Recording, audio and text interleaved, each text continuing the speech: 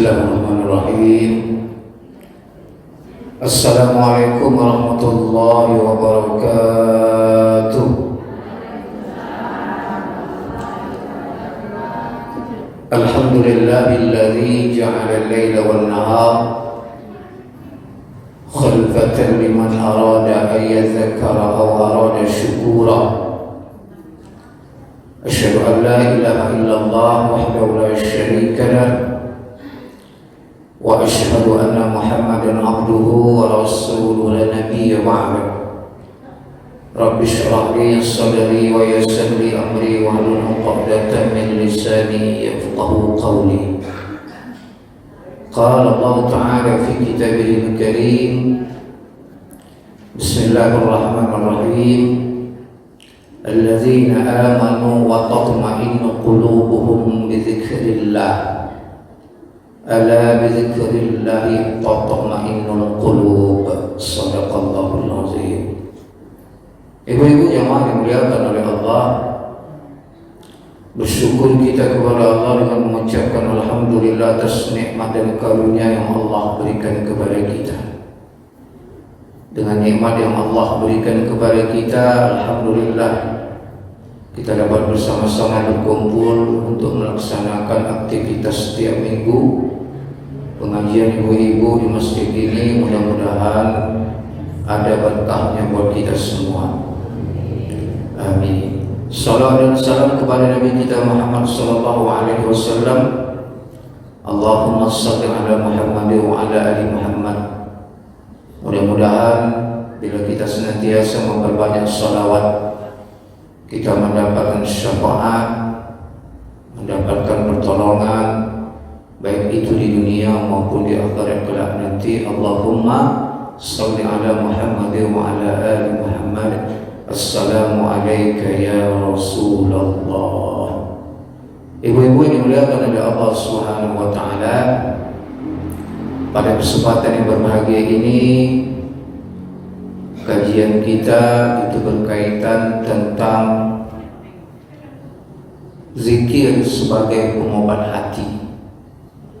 Jadi kalau kita ingin tenang, hati dan pikiran kita ingin tenang, maka banyaklah kita berzikir kepada Allah. Apalagi ibu-ibu yang dimuliakan oleh Allah, suasana kita pada saat sekarang ini berbeda pada suasana dahulu kala.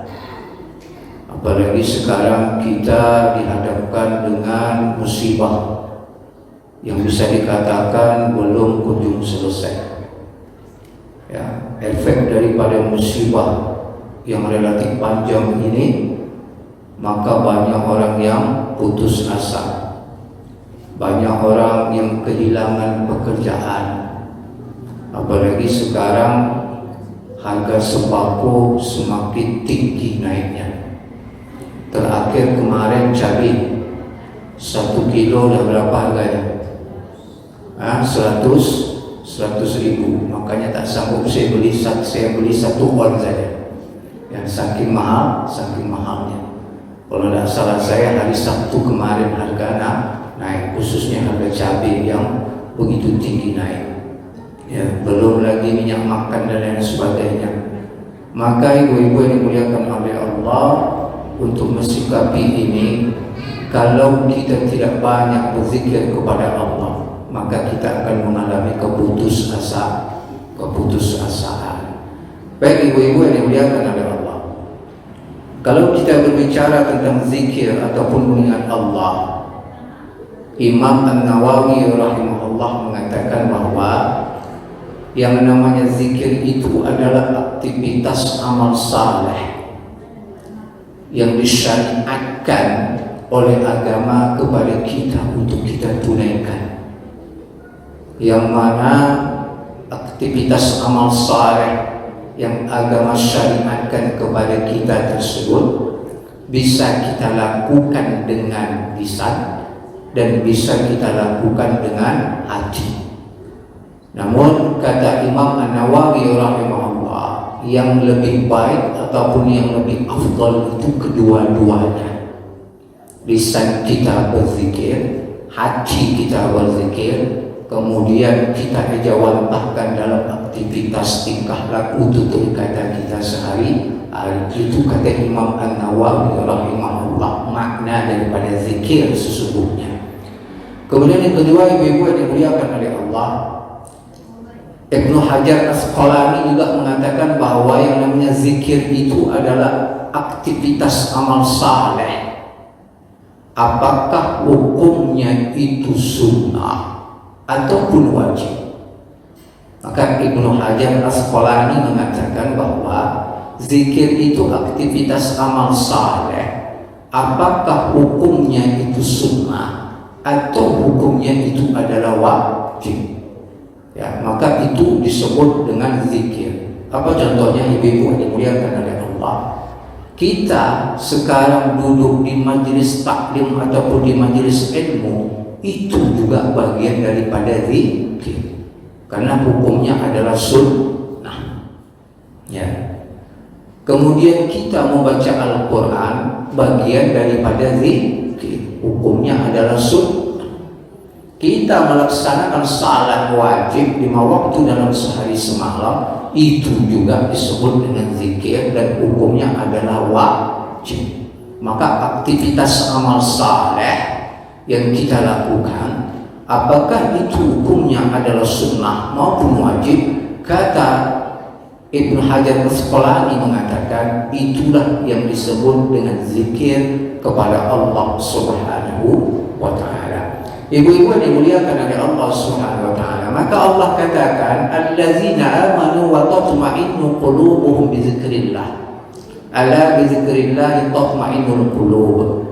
Orang-orang yang beriman itu, ya, orang-orang beriman itu, kenapa hati mereka itu tenang? Kalau dalam bahasa agama disebut dengan mutmain. Ya. Kenapa orang-orang beriman itu hatinya adem? Kenapa orang-orang beriman itu hatinya sejuk? Kenapa orang-orang beriman itu hatinya lapang? Meskipun rumahnya sempit, tapi hatinya senantiasa lapang. Jangan terbalik, hati sempit, rumah lapang. Mana mau kita? Hati lapang, rumah sempit, atau rumah sempit, hati lapang? Mana mau? Nah, kalau saya, ya, hati lapang, rumah lapang. Ya, nah itu. Ya, kenapa mereka hati mereka itu senantiasa tenang, adem, sejuk, dingin? Alladzina amanu wa tatma'innu qulubuhum bi dzikrillah, ala bi dzikrillah tatma'innul qulub. Ternyata hati orang beriman itu sejuk, dingin, lapang. Hati mereka itu kuncinya adalah karena hati mereka itu tidak pernah kosong untuk mengingat Allah. Ya, bibir mereka ini tidak pernah kering, senantiasa basah. Ya, basah dengan apa?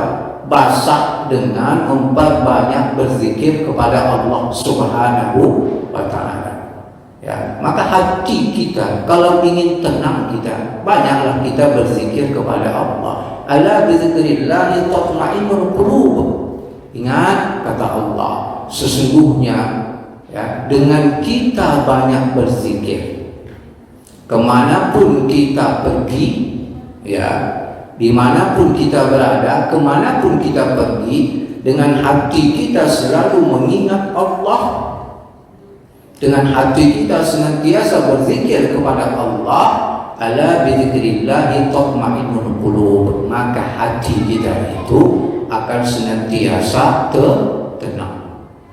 Ibu-ibu yang dimuliakan oleh Allah, maka kata Nabi Muhammad SAW dalam hadisnya, masalul ladzi yadhkuru rabbah wal ladzi la yadhkuru rabbah masalul hayy wal mayyit. Ya, perbedaan antara orang yang selalu berzikir kepada Allah wal ladzi la yadhkuru rabbah, dibandingkan orang-orang yang tak pernah mengingat Allah atau jarang sekali mengingat Allah Subhanahu wa Ta'ala, masalul hayy wal mayyit. Maka perumpamaan mereka itu umpama masalul hayy wal mayyit, diumpamakan seperti orang yang hidup, ya, masalul hayy wal mayyit, yang satu lagi seperti orang yang mati. Ya, apa maknanya ibu-ibu yang dimuliakan oleh Allah? Maknanya adalah orang yang berzikir itu diumpamakan dengan orang tidak berzikir, seperti orang hidup atau seperti ya bangkai berjalan. Ya, bangkai berjalan itu apa? Ya, itulah hati mereka itu sangat kosong dengan mengingat Allah Subhanahu wa taala. Ibu-ibu yang dimuliakan oleh Allah Subhanahu wa taala. Maka ada beberapa fadilah zikir yang diajarkan, baik itu yang bersumber dari Al-Quran maupun yang bersumber dari hadis. Maka banyak paduan-paduan zikir ibu-ibu, ya, baik itu di dalam Al-Quran, di dalam Al-Hadis, ataupun para ulama-ulama kita terdahulu telah mengajarkan kepada kita, ya, fadilah zikir yang muktabar. Apa itu muktabar? Zikir yang bersumber daripada Al-Quran dan Al-Hadis, yang itu dianjurkan bagi kita untuk kita amalkan dalam kehidupan kita. Maka ibu-ibu yang dimuliakan oleh Allah, banyak zikir yang bisa kita amalkan, tapi sayang di antara kita, ya, sayang di antara kita, tidak banyak di antara kita ibu-ibu yang dimuliakan oleh Allah yang mengamalkan zikir itu secara konsisten, secara istiqamah. Maka saya selalu mengatakan, perkara yang paling berat dalam melaksanakan ketaatan kepada Allah itu adalah istiqamah. Itu yang paling berat. Maka Syekh Abdul Qadir Jailani mengatakan, al-istiqamatu khairun min alfil karamah. Istiqamah itu dalam melaksanakan ketaatan kepada Allah lebih baik daripada 1000 keramat yang kita punya. Jadi misalnya ibu-ibu di rumah punya usaha ternak tuyul, 1000 tuyul yang ibu ternak di rumah, itu belum ada apa-apanya dibandingkan keistiqomahan kita dalam melaksanakan ketaatan kepada Allah. Ya, meskipun 1000 tuyul ibu punya di rumah, ya, itu belum ada apa-apanya dibandingkan, ya, ketaatan kita melaksanakan ibadah kepada Allah secara istiqomah. Itu paling berat. Maka tidak banyak di antara kita ibu-ibu yang dimuliakan oleh Allah yang mampu mengamalkan zikir itu secara istiqomah. Ya, maka saya pesan kepada ibu-ibu yang dimuliakan oleh Allah Subhanahu wa taala, tak perlu kita dalam hidup ini terlalu banyak kita mengamalkan zikir. Karena kan saking banyak kita mengamalkan zikir, bingung kita, capek kita kan. Zikir itu kan banyak, istighfar, astagfirullahaladzim, salawat kepada Nabi, Allahumma shalli ala Muhammad, subhanallah, itu kan zikir juga. Ya, tapi tidak banyak di antara kita yang mengamalkan zikir itu secara istiqomah. Apa maksudnya ibu-ibu yang dimuliakan oleh Allah? Tidak sedikit di antara kita, tidak banyak di antara kita ibu-ibu yang dimuliakan oleh Allah yang mampu, yang mau mengamalkan zikir itu secara istiqamah, meskipun satu zikir, tapi satu zikir itu selalu diamalkan setiap hari secara konsisten atau istiqamah. Maka itu yang paling berat. Maka ibu-ibu yang dimuliakan oleh Allah, tadi saya katakan, tak perlu kita banyak membaca zikir ini, zikir itu, zikir ini, zikir itu. Tidak. Apa gunanya? Banyak kita membaca, tapi tak konsisten kita amalkan. Ya, hari ini kita baca, minggu depan tak kita baca lagi. Ya kan? Karena kenapa? Karena sibuk, ya, main Facebook, ya, sibuk main Android dan sebagainya. Biar singkat zikir itu, misalnya subhanallah, tapi rutin setiap hari kita baca. Ya, ini yang paling berat ibu-ibu yang dimuliakan oleh Allah Subhanahu wa taala.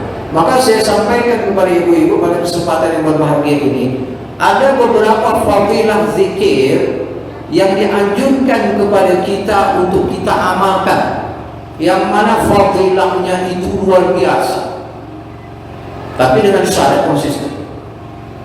Saya tanyalah sama ibu-ibu, ya, jujur aja, ya, Jangan ada dusta di antara kita. Dan ini bukan bermaksud riya. Siapa di antara ibu-ibu yang secara konsisten dan istiqamah dalam satu hari itu ada zikir yang dia amalkan, baik itu bersumber dari Al-Quran ataupun hadis? Ada enggak? Ada enggak? Tidak apa-apa, tunjuk tangan aja.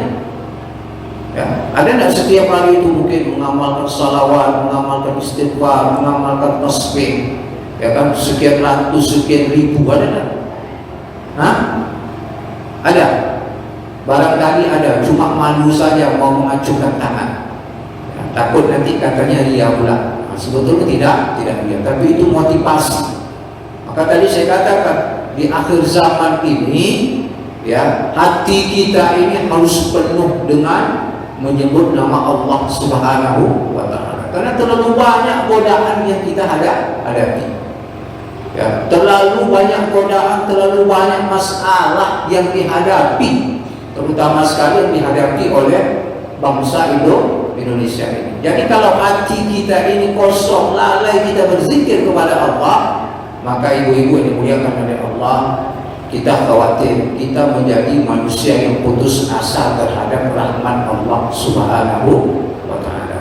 Ibu-ibu yang dimuliakan oleh Allah, yang pertama, zikir yang dianjurkan dalam Al-Quran dan dalam hadis, dan para ulama-ulama juga begitu menyampaikan kepada kita.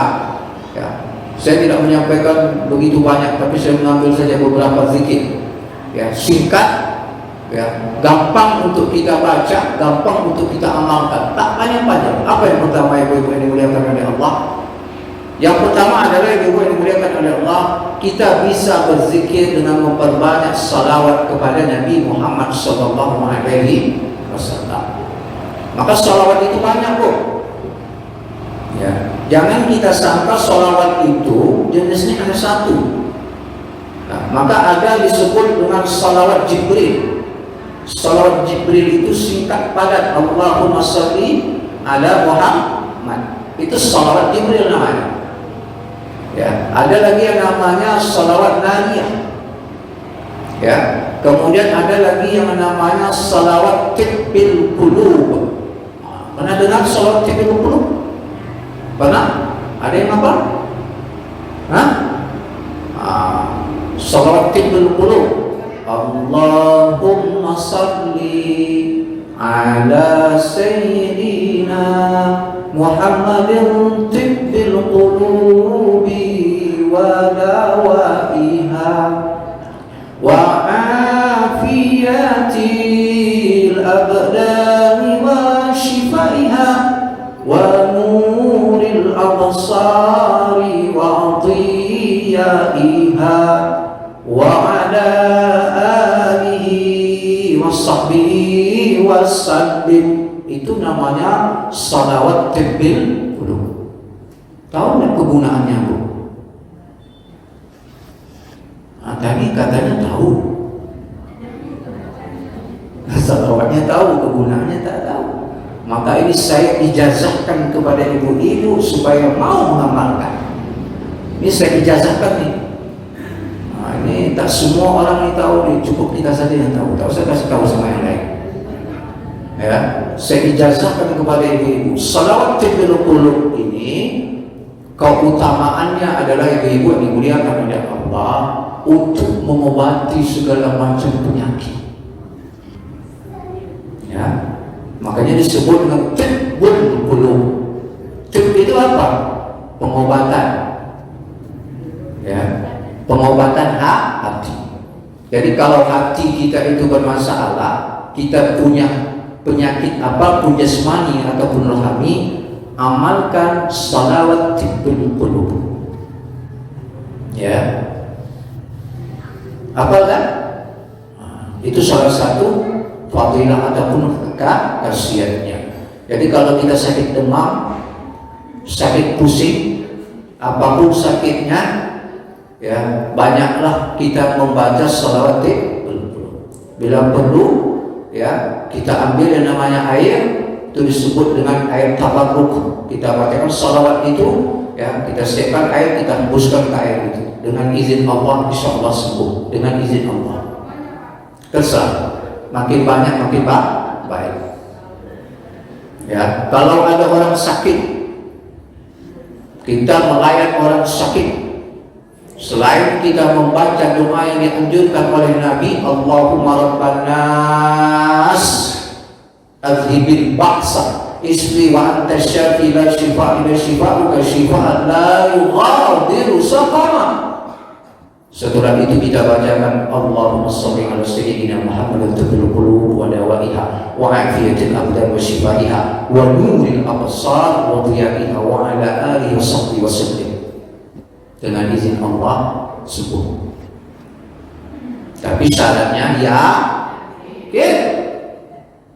Nah, ini kita kadang-kadang kalau sakit, ya sakit kita minum obat, kadang-kadang kita tak yakin kita nak sembuh. Kenapa? Pikirannya itu tasyahud tidak, tasyahud tidak, tasyahud tidak. Ya. Nah, jadi yang menyembuhkan itu adalah Allah.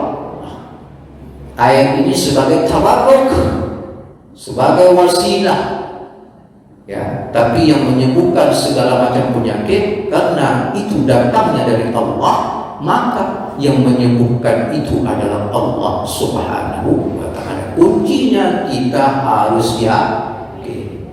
Makanya Bu Ibu yang dimuliakan oleh Allah, motivasi kalau kita sakit itu, motivasi untuk kita sembuh itu apa? Harus yakin. Banyak pun kita makan obat, bolak-balik pun kita berobat, kesana kemari pun kita pergi berobat, tapi motivasi diri untuk sembuh, yakin sembuh itu tak ada, maka takkan sembuh. Paham? Ya. Kemotivasi yang paling utama itu yakinkan Allah akan sembuhkan penyakit kita. Ya, maka yang dianjurkan pertama adalah salawat. Banyak kita membaca salawat. Ya, maka Allah katakan di dalam Al-Quran, Innallaha wa malaikatahu yusholluna 'alan nabi ya ayyuhalladzina amanu shallu 'alaihi wa sallimu taslima. Allah memerintahkan membaca salawat itu bukan saja kepada umat Nabi Muhammad, tapi kepada siapa? Kepada seluruh para malaikat Allah. Allah perintahkan untuk membaca salawat kepada Nabi Muhammad sallallahu alaihi wasallam. Apalagi kita selaku umat Nabi Muhammad, ya sudah barang tentu kita lebih banyak lagi membaca salawat, karena syafaat yang kita harapkan itu nanti adalah syafaat dari Nabi Muhammad sallallahu alaihi wasallam. Makanya ketika di padang mahsyar ibu yang dimuliakan oleh Allah, yang kita harapkan itu adalah pertolongan syafaatnya dari Nabi Muhammad SAW. Makanya besok kalau sudah di padang mahsyar itu bawa diri masing-masing.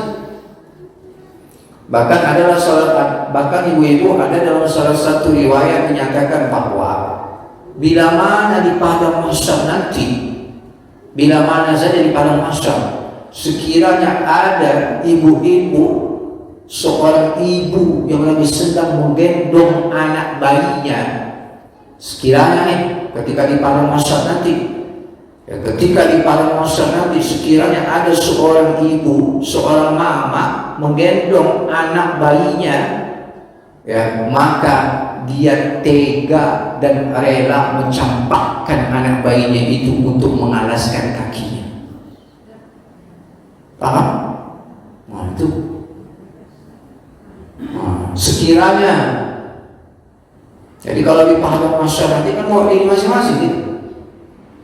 Ya, mana lagi kita ingat dengan suami kita?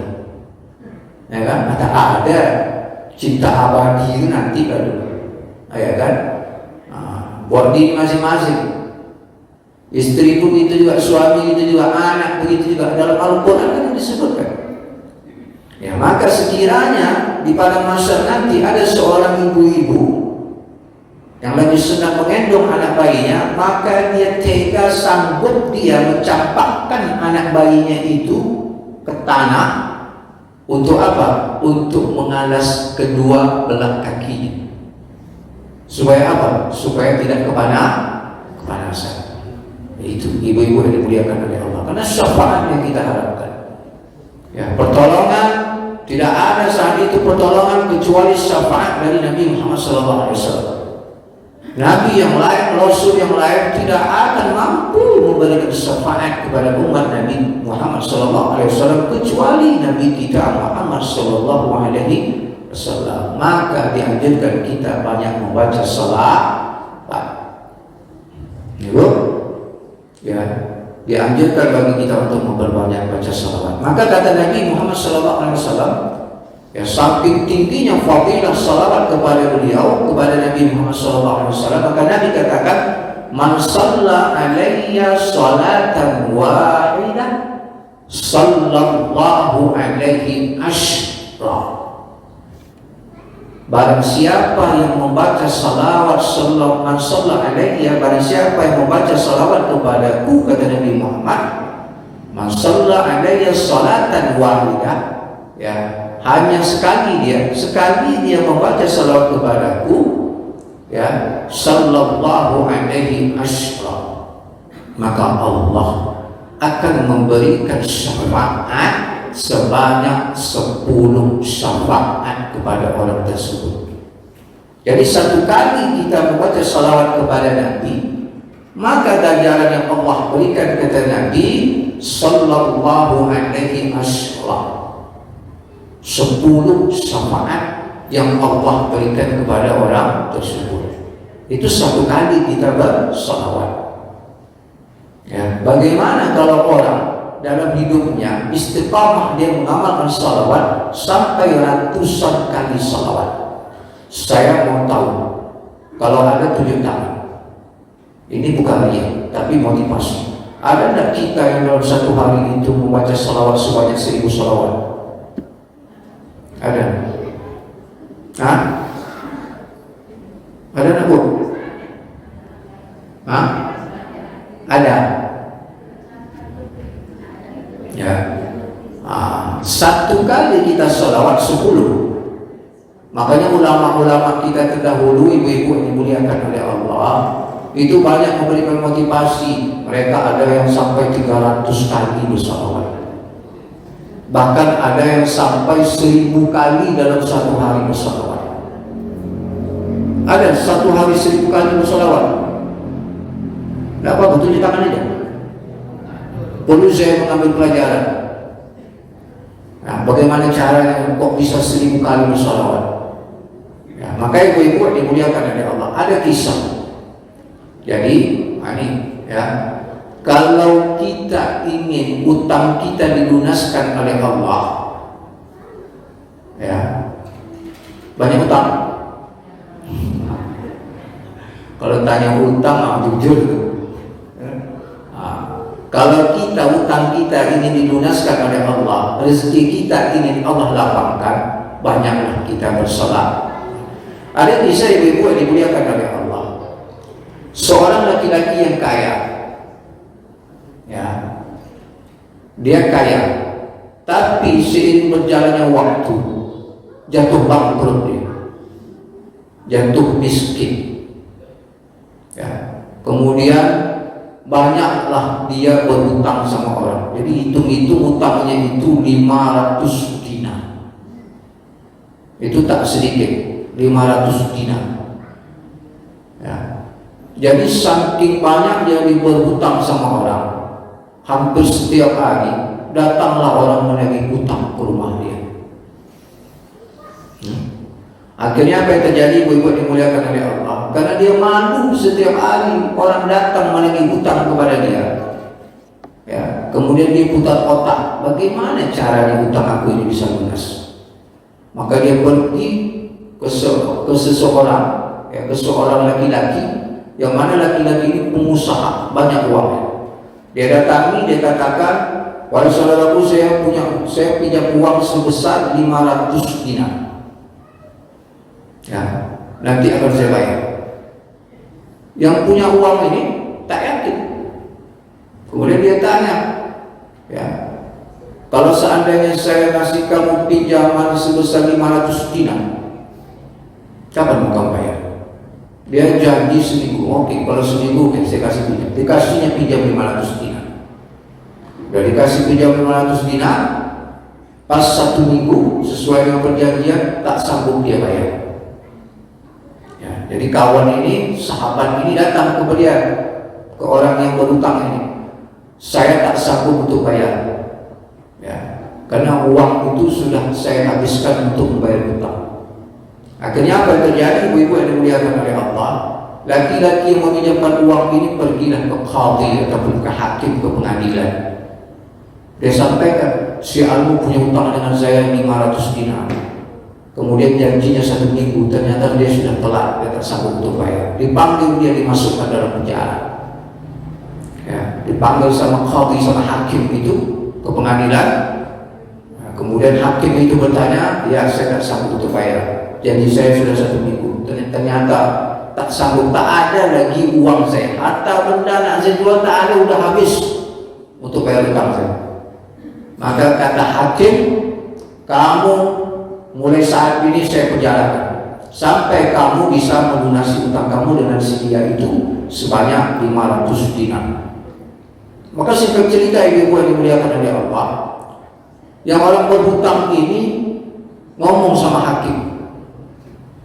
Apa dia sampaikan? Dia minta tempo supaya dia dikasih waktu 1 hari ini, ya, untuk pulang ke rumah menyampaikan kepada istri dan anak-anaknya.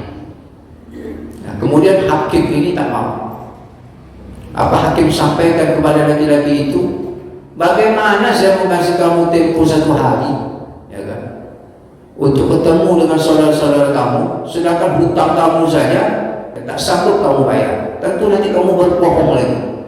Kalau memang betul kamu tidak berbohong, ya, apa jaminannya?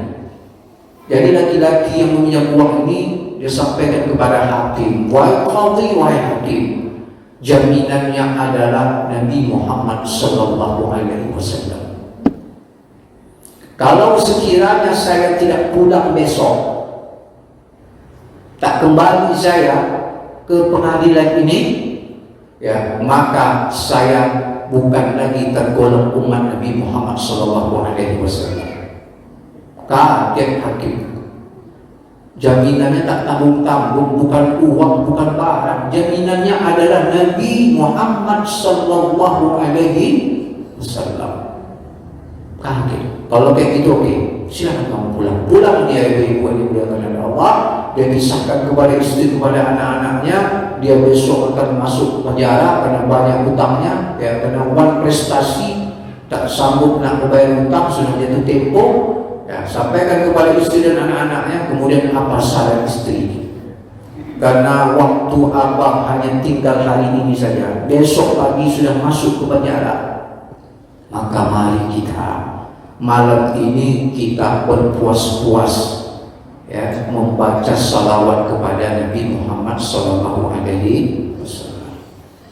Ya, bacanya salawat, ibu-ibu yang dimuliakan oleh Allah, anak beranak semuanya membaca salawat. Dia juga begitu, saking banyaknya dia membaca salawat, tertidur semuanya, lelah. Kemudian dalam tidur lagi-lagi itu dia bermimpi. Apa mimpinya? Dia didatangi oleh Nabi Muhammad sallallahu alaihi wasallam. Dalam mimpi itu Nabi Muhammad datang. Kemudian Nabi Muhammad memberikan pesan kepada laki-laki yang punya hutang 500 dinar itu. Apa pesan Nabi? Wahai si fulan, besok sebelum terbit fajar, kau datang ke rumah ulama itu. Dia ulama, dia juga gubernur, dia banyak uang. Kau datang ke rumah dia sebelum terbit fajar. Kemudian kau sampaikan sama dia supaya dia melunasi, membayarkan utang-utangmu. Kalau seandainya dia tidak yakin, sampaikan kepada dia yang 2 hal. Yang pertama, salam dari aku, kata Nabi Muhammad SAW. Yang kedua, sampaikan sama dia, sesungguhnya salawat dia yang dia baca sebanyak 1000 kali dalam 1 hari, sesungguhnya salawat itu sudah sampai kepadaku, kata Nabi Muhammad. Dia sampaikan kepada laki-laki tersebut. Ya. Maka bagilah ibu-ibu yang dimuliakan oleh Allah, laki-laki itu, ya, sampai di rumah gubernur ulama itu, dia sampaikan sebagaimana mimpi yang dia alami pada malam tersebut. Maka akhirnya apa yang terjadi? Dibayar utangnya, ya, sebanyak 500 dinar. dibayar. Gubernur itu membayar utangnya 500 dinar. Diambil dari mana? Dari Baitul Mal. Kemudian 2.500 dinar itu diambil dari kocek pribadi ulama gubernur tersebut. Maka dia besok pergi dia ke apa? Ke kantor pengadilan, ke hakim, karena janji dia kalau dia tidak bisa melunasi maka dia penjara. Sampai di hakim tersebut, ibu-ibu yang dimuliakan oleh Allah, hakim itu menyampaikan kepada laki-laki berhutang itu, tadi malam aku bermimpi ketemu dengan Nabi Muhammad SAW. Mimpiku apa? Nabi Muhammad di dalam mimpiku itu menyampaikan supaya aku membantu melunasi utang kamu. Maka dengan aku membantu melunasi utangmu, maka besok di akhirat Allah akan membantu segala urusan amal-amal dan hisab-hisabku. Nah, akhirnya apa, Bu? Hakim tadi ngasihlah 500 dinar.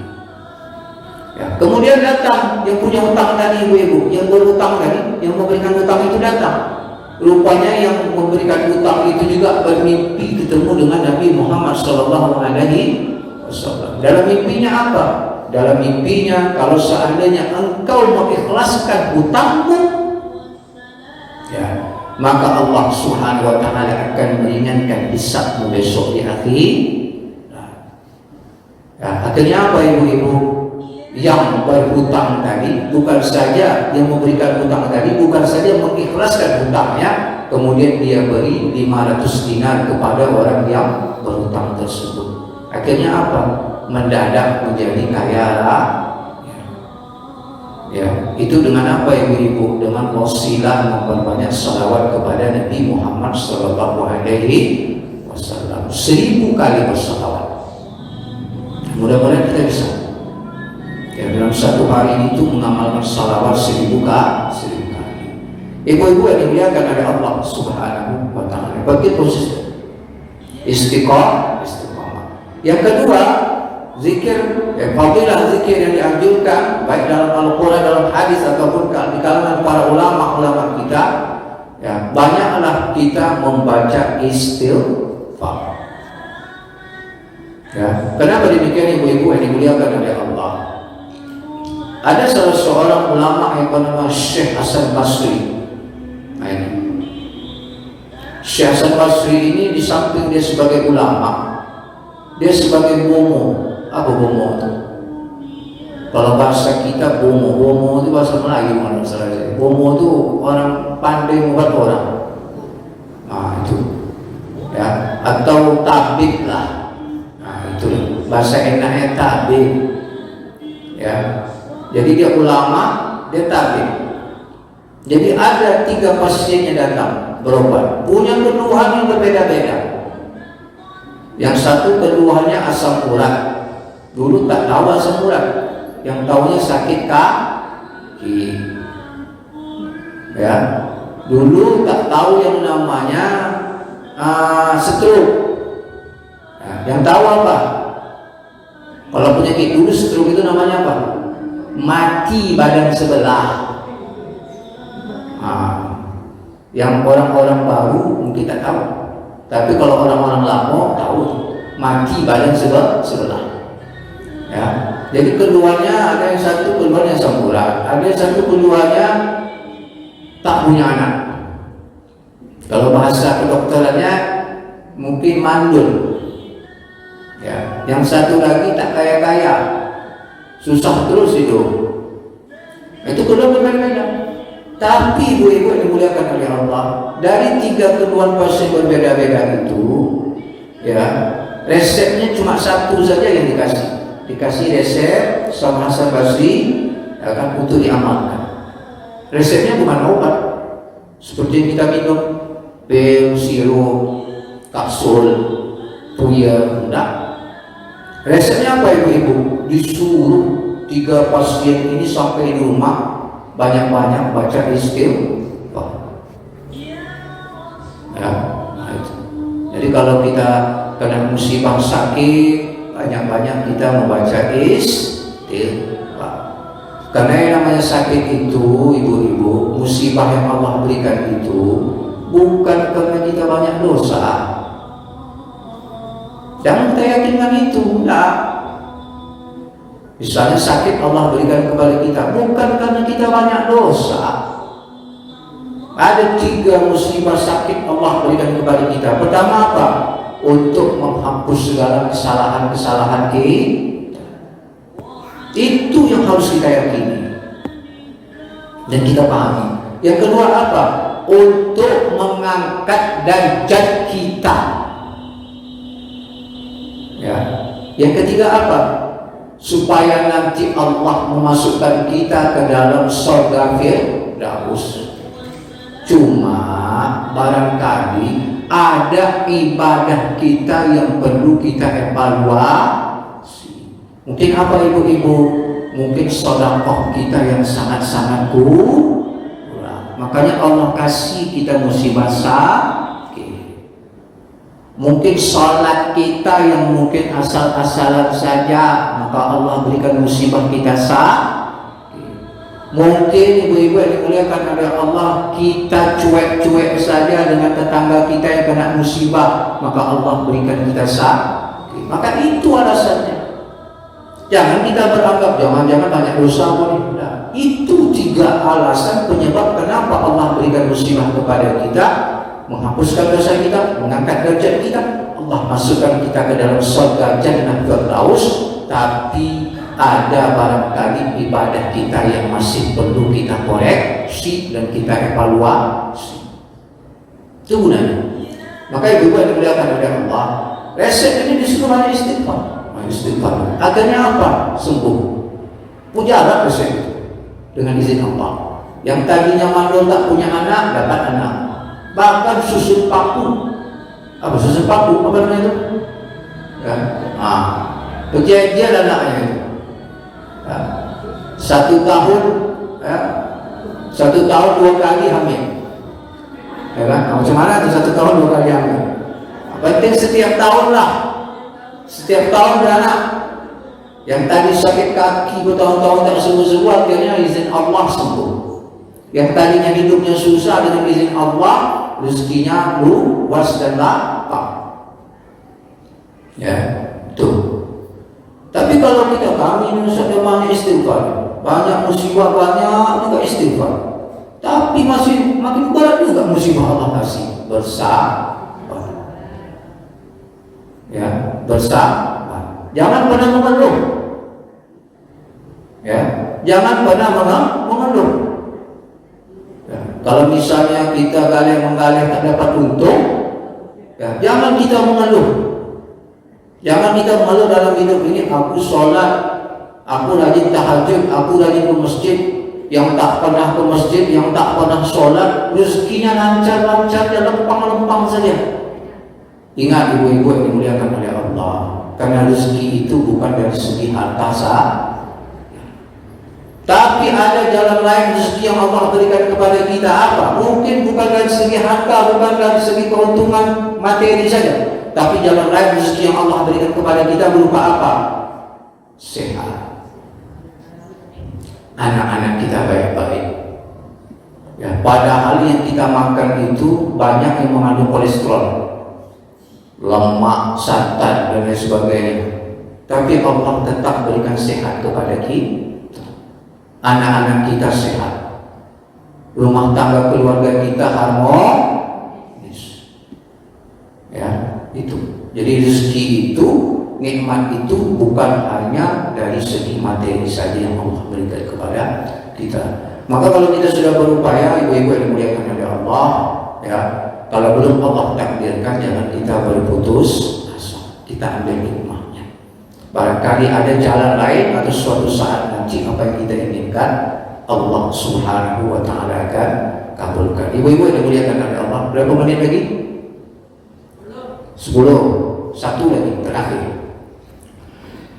Yang ketiga, ibu-ibu yang dimuliakan oleh Allah Subhanahu wa Ta'ala, zikir yang dianjurkan kepada kita untuk kita amalkan. Ada namanya zikir Abdullah ibnu Abbas. Nah ini saya ijazahkan. Ya, makanya nanti kalau kepengen WA saja ke saya, nanti saya tulis kalau yang tak apa. Ya, namanya zikir Abdullah ibnu Abbas. Zikir Abdullah bin Abbas itu, ya, dalam hadis Nabi Muhammad SAW, dia mengamalkan zikir itu. Ternyata dalam hadis itu kata Nabi Muhammad SAW, siapa yang mengamalkan zikir itu sebanyak 3 kali, zikir Abdullah bin Abbas, maka ibu-ibu yang dimuliakan oleh Allah, 70 malaikat sibuk mencatat amal kebaikan kita sampai dengan 1000 hari ke depan. Ya, 70 malaikat disibukkan mencatat amal kebaikan kita sampai dengan 1000 hari ke depan. Apa zikir Abdullah bin Abbas yang dia amalkan itu, ibu-ibu yang dimuliakan oleh Allah? Jazallahu anna Sayyidana Muhammadan sallallahu alaihi wasallam ma huwa ahluhu. Ya, kalau diwakafkan, ya, ahlu. Kalau dilanjutkan, ahluhu. Jazallahu anna Sayyidana Muhammadan sallallahu alaihi wasallam ma huwa ahluhu. Itu namanya zikir Abdullah bin Abbas. 70 malaikat sibuk mencatat amal kebaikan kita sampai dengan 1000 hari ke depan. Ibu-ibu yang dimuliakan oleh Allah Subhanahu wa taala. Cukup sampai di sini. Mudah-mudahan ada manfaat bagi kita semuanya. Inilah fadilah zikir. Kuncinya, meskipun satu zikir yang kita amalkan, tapi amalkanlah itu secara konsisten dan istiqamah. Ini saya mohon maaf, ini sebagai motivasi kepada ibu-ibu semuanya. Ya, sampai sekarang insya Allah, ini mohon maaf bukan musuhnya, tapi ini sekedar motivasi. Ya, zikir yang saya selalu amalkan sebanyak 1000. Kalau tidak istighfar, salawat. Jadi saya biasa selang-seling. Hari ini saya baca istighfar 1000 kali, besok saya salawat 1000 kali. Awalnya susah, berat, terasa capek, ya. Tapi kalau sudah konsisten istiqamah, dalam hitungan 1 jam tak sampai bisa putus. Tapi saya tak mau seperti itu. Habis sholat wajib, zikir, baca entah berapa ratus. Nanti mau tidur paling tidak baca 200 ataupun 100. Pak? Salawat cukup saja yang pendek. Allahumma sholli ala Muhammad. Tak nak kita baca pun tak apa-apa, tak baca pun tak apa-apa. Kalau sahabat, kalau salawat Jibril itu Allahumma sholli ala Muhammad. Kalau kita lanjutkan wa ala ali Muhammad itu silahkan saja, tidak ada masalah. Ibu-ibu yang dimuliakan oleh Allah, penting konsisten dan istiqomah, itu yang paling berat. Baik ibu-ibu yang dimuliakan oleh Allah, demikian mudah-mudahan ada manfaat bagi kita semuanya. Khusus bagi saya menyampaikan, ada termin pertanyaan? Cukup ya, cukuplah Bu ya. Nanti kalau ada yang perlu didiskusikan ataupun apa, silakan saja lah nanti di WA ya kan. Baik, sekali lagi mudah-mudahan ada manfaat buat kita semua. Khusus bagi saya menyampaikan, lebih dan kurang saya mohon maaf. Assalamualaikum warahmatullahi wabarakatuh.